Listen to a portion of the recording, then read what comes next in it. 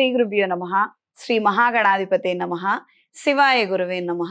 Mulugu Shivajyothi channel ప్రేక్షకులకు నా నమస్కారాలు.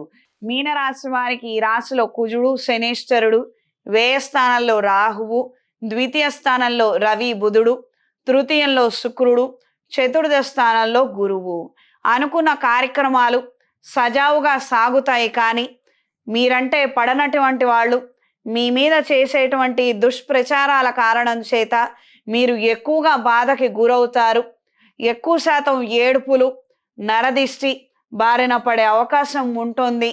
మీకు కూడా సహజంగా కోపం పెరిగే అవకాశం ఉంటుంది. ఏ చిన్నదాన్ని సహించలేరు. అటు ఓపిక ఉండదు, ఏం చెయ్యాలనిపించదు, ఏం చేయబోయినా ఆ పనులు కావు.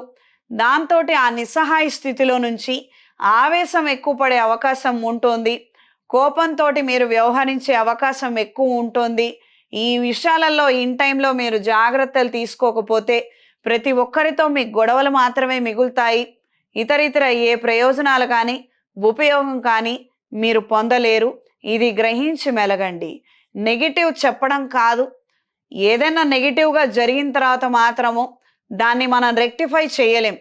ఇది తెలుసుకొని మెలగండి. దూర ప్రయాణాలు అనుకూలంగా ఉంటాయి. విహారయాత్రలకు వెళ్ళాలన్న ఆలోచనలు కలిసి వస్తాయి. దైవాధ్యాత్మిక సంబంధమైన అంశాలు అనుకూలంగా ఉంటాయి. ఇప్పటికే అనారోగ్యాలతో బాధపడుతున్న వారికి మరింత తీవ్రమైన సమస్యలు దాపరించవచ్చు. జన్మజాతకంలో సహకారం లేనట్లయితే, అక్కడ బలం లేనట్లయితే సర్జరీ లేదా ప్రొసీజర్స్ జరిగే అవకాశం ఉంది. ఒకసారి తగు జాగ్రత్తలు పాటించండి. ఈ వారం పరిహారం: సోమవారం రోజున శివాలయంలో అభిషేకం జరిపించి తీర్థ ప్రసాదాలను స్వీకరించండి. ప్రతిరోజు ప్రదోషకాల సమయంలో గౌరీదేవి శ్లోకాన్ని పఠించండి. ఈ రాశిలో జన్మించిన స్త్రీలకు ఉద్యోగరీత్యా అలజడి కలిగిన వాతావరణం ఉండవచ్చు. మీరు తీసుకునేటువంటి సాహసోపేతమైనటువంటి నిర్ణయాలు 10 మందికి నచ్చకపోవచ్చు, 20 మందికి నష్టం కలిగించవచ్చు. కానీ మిమ్మల్ని నమ్ముకున్న వాళ్ళకు మాత్రం మీరు చేయాలనుకున్నటువంటి న్యాయాన్ని మాత్రం ఖచ్చితంగా చేయగలుగుతారు. లాయర్ వృత్తిలో ఉన్నవారికి, సంఘ సేవా కార్యక్రమాలలో ఉన్నవారికి, 10 మందికి మంచి చేయాలని ఆలోచించే వారికి, ఆయా వృత్తి ఆలోచనలు ఆ విధమైన హాబీస్లో ఉన్నవారికి 100కి 100 పాళ్ళు మంచి జరిగే అవకాశం ఉంది. మీరు తీసుకునే నిర్ణయాలు సక్రమంగా ఉంటాయి. అవి ఎవ్వరిని ఇబ్బంది పెట్టవు.